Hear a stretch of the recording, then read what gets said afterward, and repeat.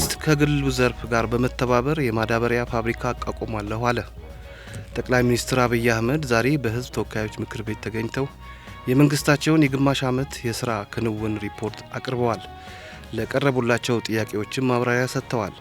መንግስት ለማዳበሪያ ግዢ በየዓመቱ ከፍተኛ ወጪ እያወጣ ነው ያሉት ጠቅላይ ሚኒስትሩ እያደገ የመጣውን ፍላጎት በዘላቂነት ለመመለስ ይቻል ዘንድ መንግስት በአገር ውስጥ የማዳበሪያ ፋብሪካዎች ለማቋቋም እቅድ ይዘዋል ብለዋል። በዚህ መሰረት በሚቀጥለው ዓመት የግሉን ዘርፍ በማሳተፍ በትብብር አሊያም በውጭ ቀጥታ ኢንቨስትመንት አማካኝነት የማዳበሪያ ፋብሪካ ለማቋቋም እየሰራን ነው ሲሉ ለእንደራሴዎች ተናግረዋል።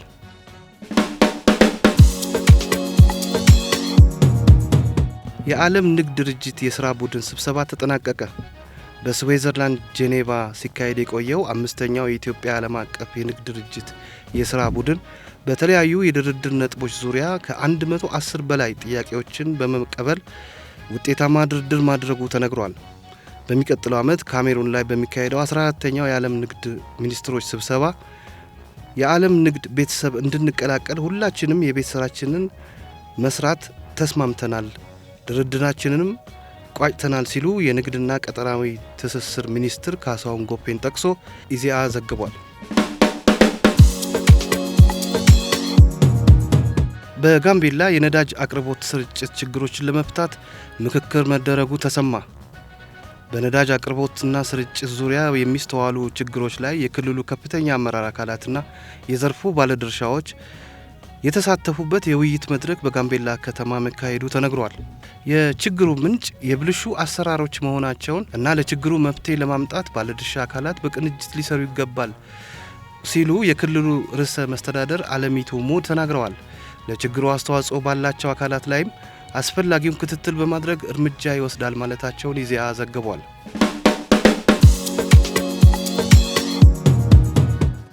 በገቢ ምርቶች ላይ የደረጃ ምልክትን ተግባራዊ ለማድረግ መጀመሩ ተነገረ።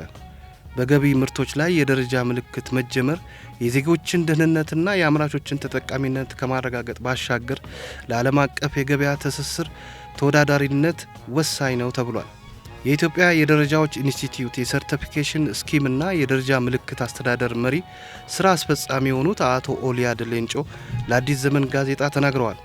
የጥራት መሰረተ ልማት ተቋማት አቅም ማጎልበት፣ በገበያ ላይ የሚገኙ ምርቶች የሚለዩበት ስርዓት ማጠናከርና የደረጃ ምልክትን በአግባቡ ማስተግበር የግድ ነው ብለዋል።